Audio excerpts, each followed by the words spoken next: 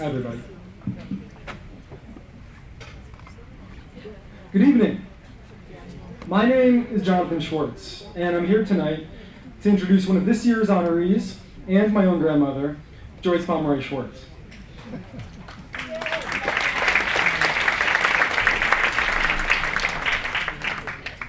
For those of you who know my grandmother, you know how busy and involved she is still to this very day. I'm 23, active, and consider myself pretty hip, and even I have a hard time keeping up with it. Whether it's a new opening or some underground party, she's there. And she most likely knows everyone there too. I think that really stands testament to the many and strong relationships she's forged over the years. And one of those strong relationships is with Lowry Stokes Sims, the chief curator of the Museum of Arts and Design. Unfortunately, Lowry was unable to be with us tonight, but still, she wanted to share a few words with us. She writes, "You know, it wasn't easy being a woman in the art world in the 1970s, and it still is a challenge today. It certainly was not easy being an African-American woman working in a mainstream museum like the Met. However, I can count on a few number of women in the art world who took me under their wing and were supportive of the things I tried to do as a young curator. I count Joyce Schwartz as one of those women." Joyce and I got to really know each other in the early 1980s when we joined a small band of women who wanted to provide a forum for women in the arts. That band evolved into Art Table, an organization which is now a national entity with over 1,500 members. We were passionate about what that organization meant and its mission to advance the leadership of women in the arts. Joyce has been a devoted member who dedicated a great deal of time to serving on its program committee and hosting events for the organization, particularly the ongoing breakfast meetings that provide inimitable encounters with some of the most exciting contemporary artists. What fascinated me most about Joyce was the way she found to retool her life professionally after having raised a family. For those of us who grew up in the 1950s and 60s and experienced the kinds of expectations for women that were endemic in that era, someone like Joyce, who managed to work within those expectations and at the same time forge careers outside of them, were shining examples of bravery and determination. We can all still learn so much from someone like Joyce.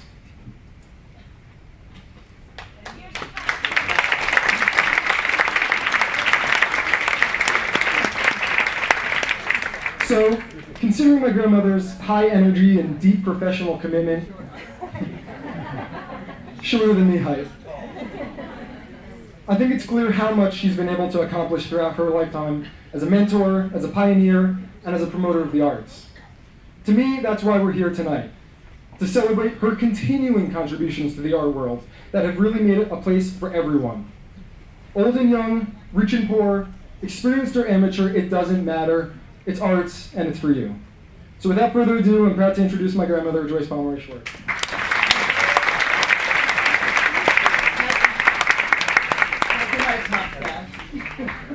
I just want to thank CITYarts because it's another public art group. For me, bringing the arts to a larger group of people has always been what I was about. When I started the Rockaway Music and Arts Council, we used to bring teenagers and students into MoMA and the Metropolitan Museum of Art. I worked for many, many years at Pace Gallery as a public art, as a consultant in sculpture, and that was what I decided was my future. I loved working with artists, and when you do public art, you get involved in the art and the work. And to me, the artists are my reason for being. And that's why I've had a great life working with artists and all the art people I know. We've made a difference in the world, and we need more art in the world, and less war, less guns, more art, as CITYarts. So thank you, City, and thank you, everybody. I'm delighted to be here and be honored for what I think is a very important field, art. Congratulations, Joyce. You must be so proud of your grandson, Jonathan. My whole family is here tonight. Wonderful. You're here.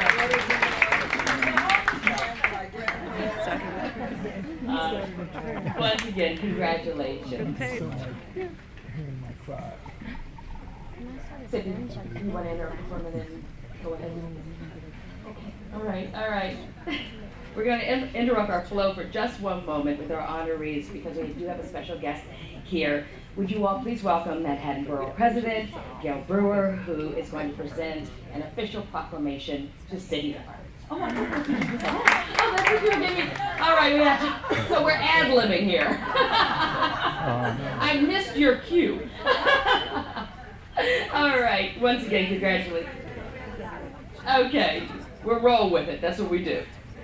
Okay, all right. To present the award designed by Philippe Apilog to Marian Nick and Gwen Gobet, accepting the award for Mark Gobet, would you please welcome the Dean of New York Institute of Technology, Nada Anid.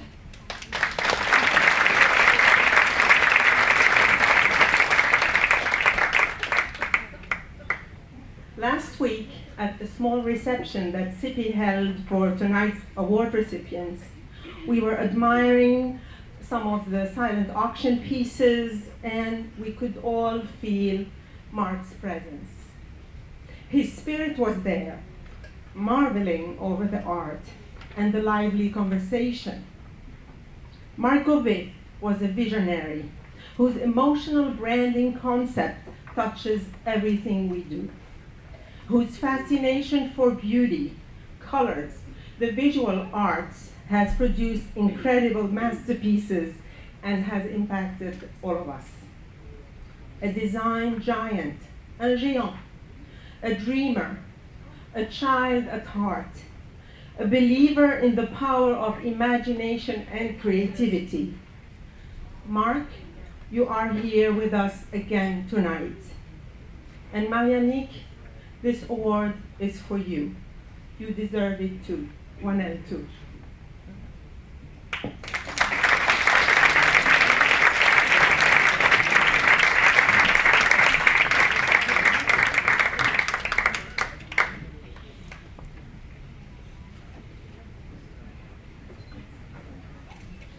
Oh, thank you so much. It's a very moving moment to see everybody here, and especially celebrating Mark, who would have loved to be here too.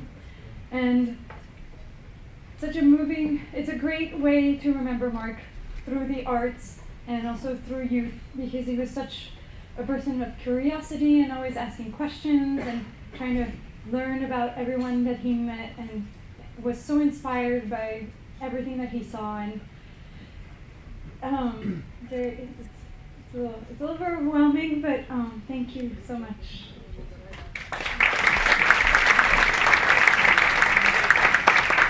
Congratulations and thank you.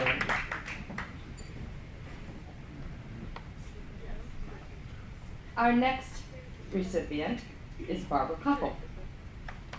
And to present the award designed by Cindy Sherman, would you please welcome Barbara's son, Nick.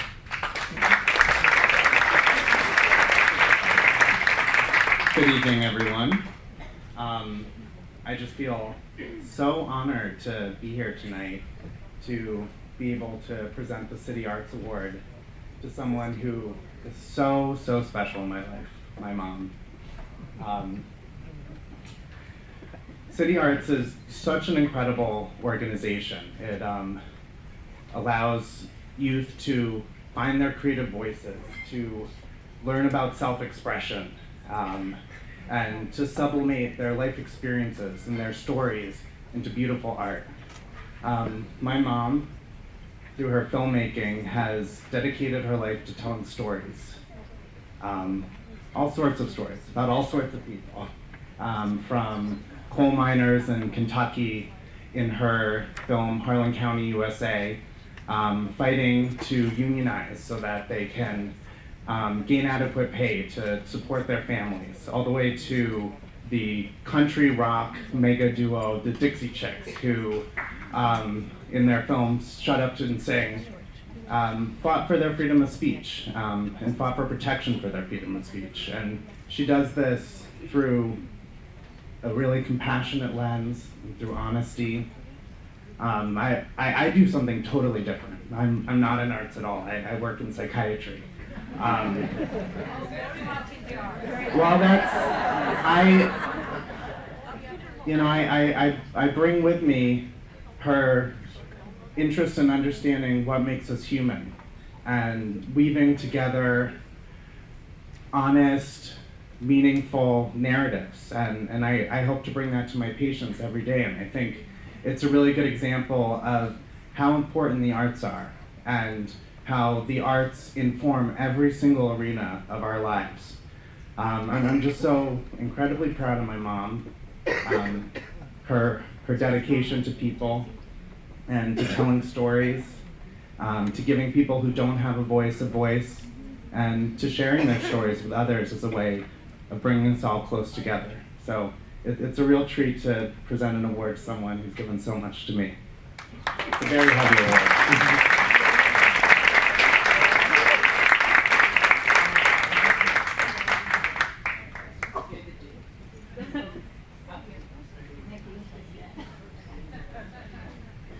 Well, I'm incredibly moved to have my son talk about me in this way. I'm so proud of him. He's a resident at St. Luke's Roosevelt, and he is just changing people's lives by his compassion and his love for what he does. So, thank you.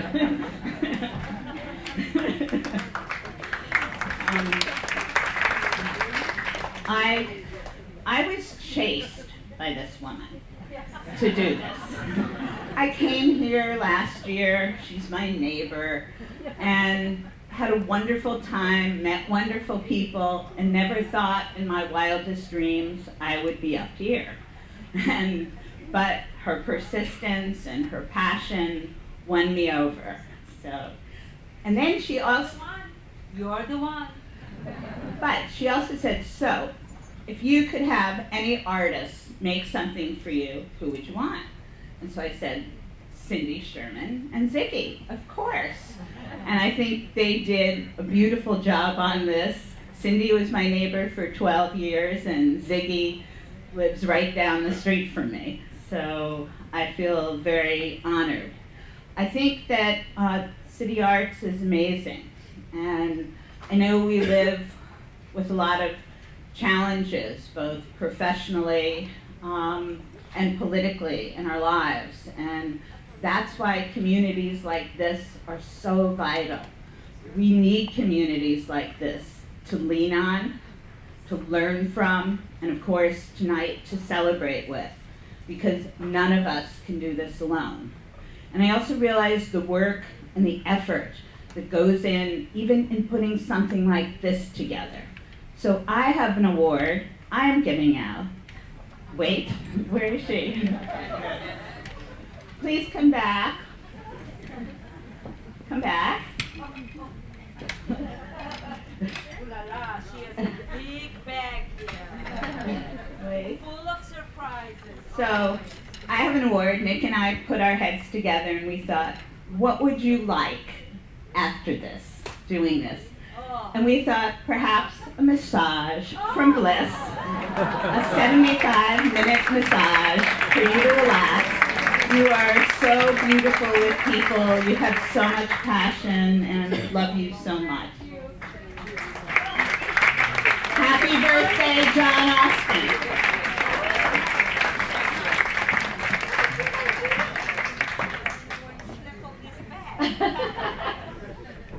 Very nice. We now would like to invite Sean Lee